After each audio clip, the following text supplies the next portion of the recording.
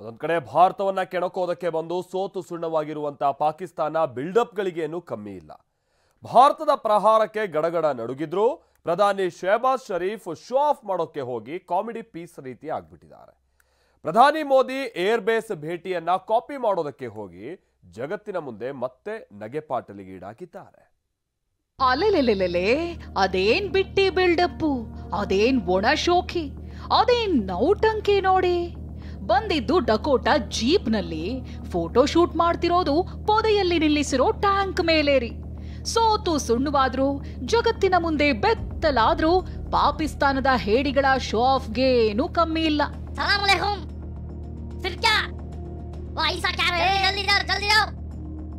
ಪಹಲ್ಗಾಮ್ ದಾಳಿ ಬಳಿಕ ಭಾರತದ ಸರಣಿ ದಾಳಿಗೆ ಪಾಕಿಸ್ತಾನದ ಏರ್ ಬೇಸ್ಗಳು ಛಿದ್ರವಾಗಿದೆ.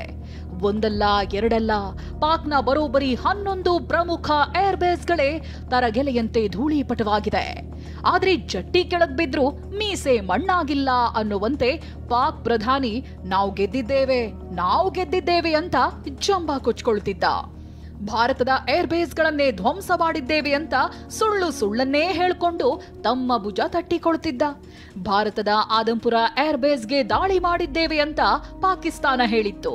ಆದ್ರೆ ಇದೇ ಏರ್ ಬೇಸ್ಗೆ ಪ್ರಧಾನಿ ಮೋದಿ ಭೇಟಿ ನೀಡಿ ಸೈನಿಕರ ಜೊತೆ ಸಂವಾದ ಮಾಡಿದ್ರು.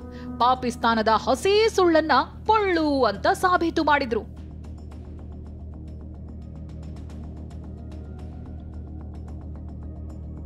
ಆಪರೇಷನ್ ಸಿಂಧೂರ್ನಲ್ಲಿ ಭಾಗಿಯಾದ ವಾಯುಪಡೆ ಯೋಧರ ಬೆನ್ನು ತಟ್ಟಿದ್ರು. ಭಾರತ ಪಾಕ್ನ ಎಲ್ಲಾ ಕುತಂತ್ರಗಳನ್ನು ಛಿದ್ರ ಮಾಡಿದೆ ಅಂತ ಘಂಟಾಘೋಷವಾಗಿ ಸಾರಿ ಹೇಳಿದ್ರು. और हमारे ड्रोन्स, हमारी मिसाइलें, उनके बारे में तो सोचकर पाकिस्तान को कई दिन तक नींद नहीं आएगी.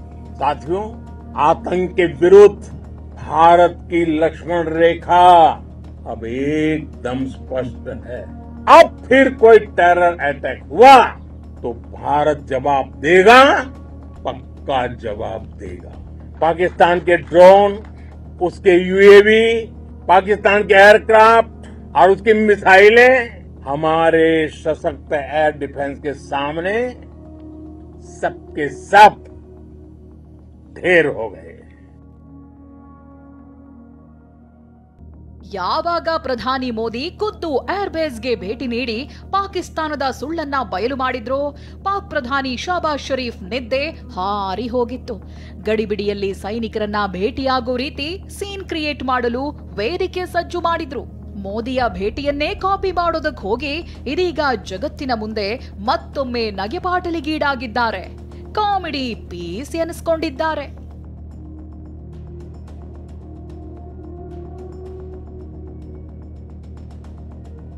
ಬಯಲು ಪ್ರದೇಶದಲ್ಲಿ 2-3 ಯುದ್ಧ ಟ್ಯಾಂಕ್ಗಳನ್ನ ಹುಲ್ಲಿನಿಂದ ಸಿಂಗರಿಸಿ ಟ್ಯಾಬ್ಲೋ ರೀತಿಯ ಒಂದು ವೇದಿಕೆ ಸಜ್ಜು ಮಾಡಿದ್ದಾರೆ. ಅದರ ಮುಂದೆ ನಿಂತು ಭಂಡ ಭಾಷಣ ಮಾಡಿದ್ದಾರೆ. ನೀವು ನೋಡ್ಲೇಬೇಕಾದ ಅತಿದೊಡ್ಡ ಕಾಮಿಡಿ ಏನಂದ್ರೆ, ಯುದ್ಧ ಟ್ಯಾಂಕ್ ಮುಂದೆ ಪ್ರೈಮ್ ಮಿನಿಸ್ಟರ್ ಆಫ್ ಪಾಕಿಸ್ತಾನ್ ಅಂತ ಬರೆದಿರೋದು. ಜಗತ್ತಿನಲ್ಲಿ ಎಲ್ಲಾದ್ರೂ ಟ್ಯಾಂಕರ್ ಮೇಲೆ ಪ್ರಧಾನಮಂತ್ರಿ ಅಂತ ಬರೀತಾರ? ಇದೆಲ್ಲ ಬಿಟ್ಟಿ ಶೋ ಅನ್ನೋದು ಸ್ಪಷ್ಟ. ಮೈದಾನದಲ್ಲಿ ನಿಂತು ಟ್ಯಾಂಕರ್ ಮೇಲೆ ಪೋಸ್ ಕೊಡೋ ಗತಿಗೇಡು ಪಾಕ್ ಪ್ರಧಾನಿಗೆ ಬಂದಿದ್ದು ಆ ದೇಶದ ದಯನೀಯ ಸ್ಥಿತಿ ತೋರಿಸುತ್ತೆ.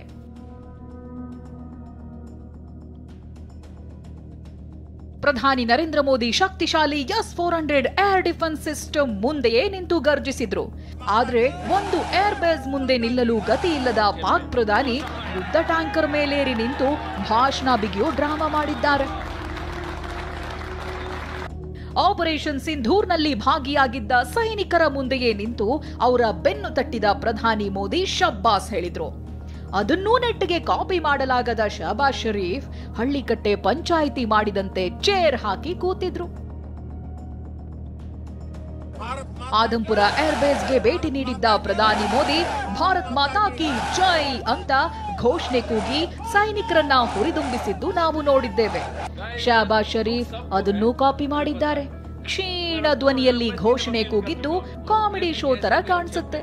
भारत माता की, भारत माता की, भारत माता की.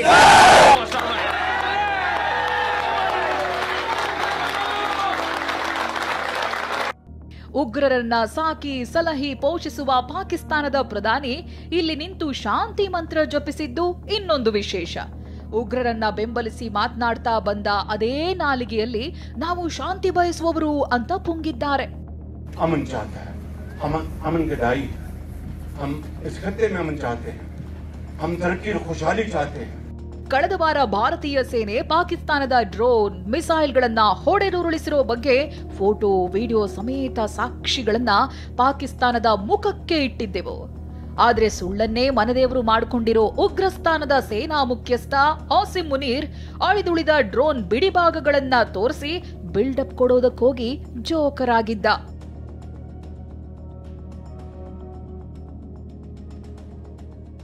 ಪಹಲ್ಗಾಮ್ ದಾಳಿ ಬಳಿಕ ಪಾಕಿಸ್ತಾನ ಹಾಗೂ ಅದು ಬೆಂಬಲಿಸಿಕೊಂಡು ಬಂದಿರೋ ಉಗ್ರ ಸಂಘಟನೆಗಳ ರಕ್ತದಾಹಕ್ಕೆ ಇಡೀ ಜಗತ್ತು ಸಾಕ್ಷಿಯಾಗಿದೆ.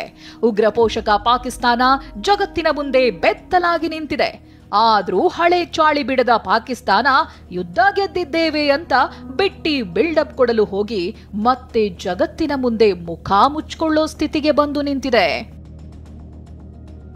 Bureau report, TV9.